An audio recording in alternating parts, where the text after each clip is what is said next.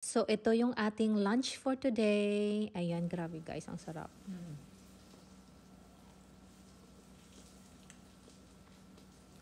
Oh my God, ang sarap.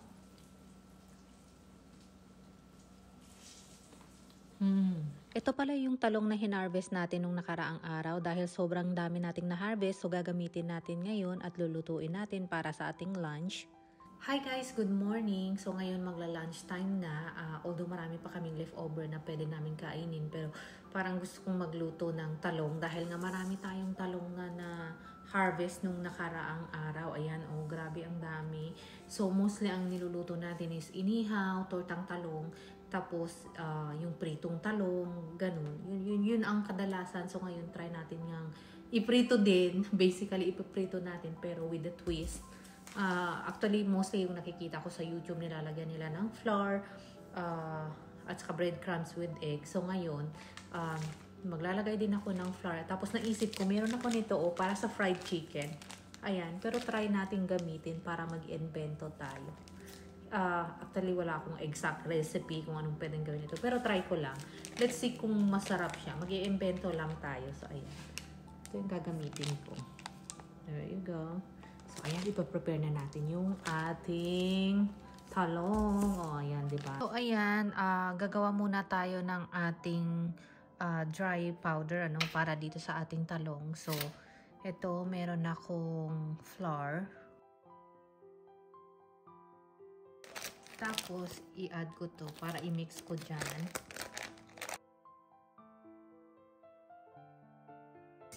Naglagay ako ng salt. Mga estimate, wala na akong measurement, and then mas masarap, mas maraming garlic powder. Mahilig kami sa garlic, so ayan, dinamihan ko yung garlic. Lagay na din ako ng pepper. Kung ano-ano na lang nilalagay ko guys, depende naman sa inyo kung ano gusto nyo which is mga optional lang to. Basta naglagay ako ng konting Old Bay seasoning, konting para maanghang konti. Naglagay pala ako ng cayenne pepper. Konti lang. Naglagay ako ng turmeric. Ayan. Then, haluin lang natin. So, yung flour na nilagay ko, mga 1 cup and a half. Tapos, yung fried chicken seasoning kanina, kalahati lang ginamit ko. Ayan, iset aside lang natin ito. Tapos, ayan, gumamit pala ako ng 4 pieces egg. And then, naglagay ako ng salt, pepper, and garlic powder. Tapos, halu-haluin mo lang siya.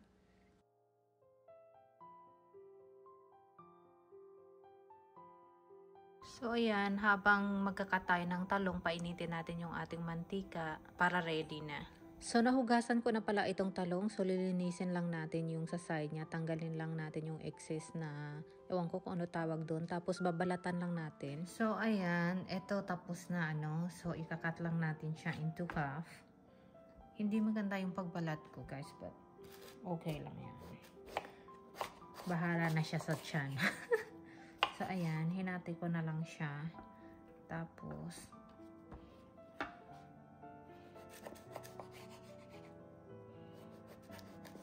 ikat lang natin siya ng maninipis. Ayan. Ganyan lang.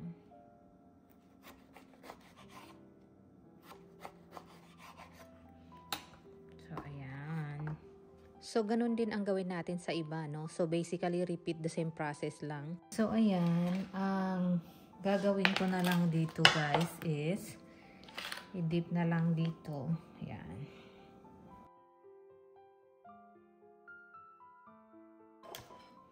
I-dip lang natin siya dito. Ibabalik ko siya ulit. So, repeat lang natin yung same process. So, ayan. So, after natin malagay yung mga flour, pag dumikit na ito, ready na ito iprito. So, ganun din ang gagawin natin sa iba. Repeat mo lang.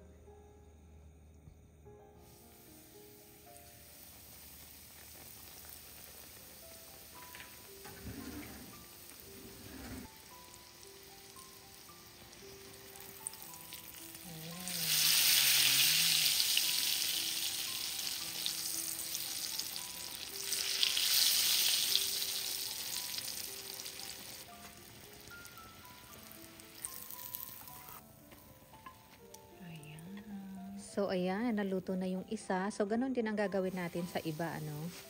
Same process ulit. Habang nagluluto tayo ay gagawa ng sauce. So, ayan, gumamit ako ng ketchup, tapos nag-add ako ng ranch, and then gumamit din ako ng sriracha dahil nga gusto ko ng maanghang, which is optional lang. And then, after yan, halo-haloin lang natin yung ating sauce. Yan yung ating sauce.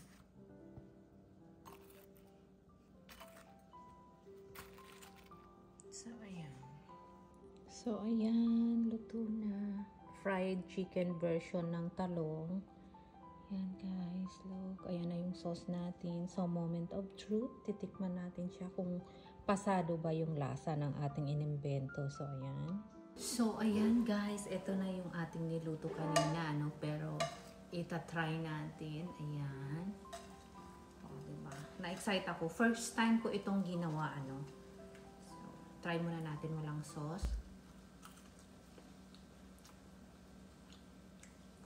Oh my God, ang sarap! Hindi ko i-imagine na ganitong magiging resulta niya. Saktong-sakto yung timpla. Actually, hindi mo na kailangan ng sauce.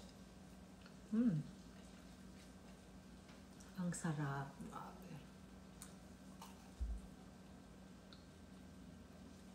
Oh my God, kahit ito lang kakainin mo, hindi mo na kailangan ng kanin.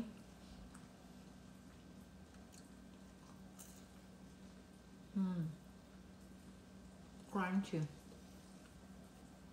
Sakto lang yung timpla, hindi maalat. Actually guys, huwag niyong damihan yung asin na ilalagay niyo kasi the more na hindi siya masyadong maalat, bawiin mo sa sauce. Kasi kung maalat siya, tapos mag-sauce ka pa, edi sobrang alat na. Kaya maganda yung hindi siya maalat. Kaya ito saktong-sakto. Oh my God. Ang dami pa naman namin talong ko, saktong-sakto. So, i-try natin siya with sauce. So, ayan. Ito yung sauce natin.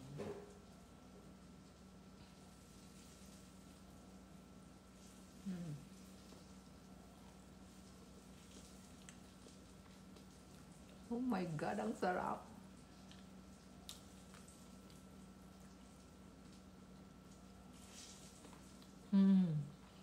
Crunchy. Ayaw ko, parang ayaw kong tumigil.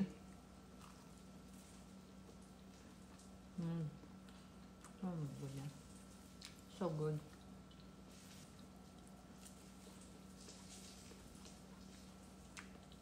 Ang sarap.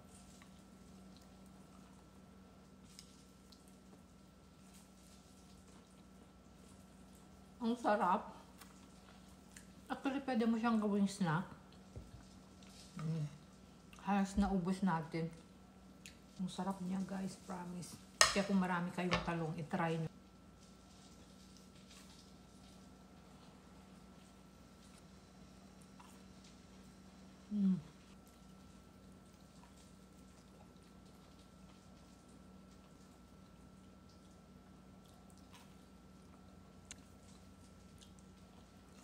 Ubos.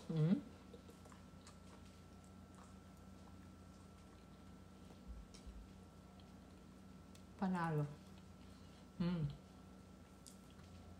Try nyo guys, para hindi naman puro tortang talong at inihaw. Ayan. Para maiba naman, o, diba? Yun lang, share ko lang. Bye!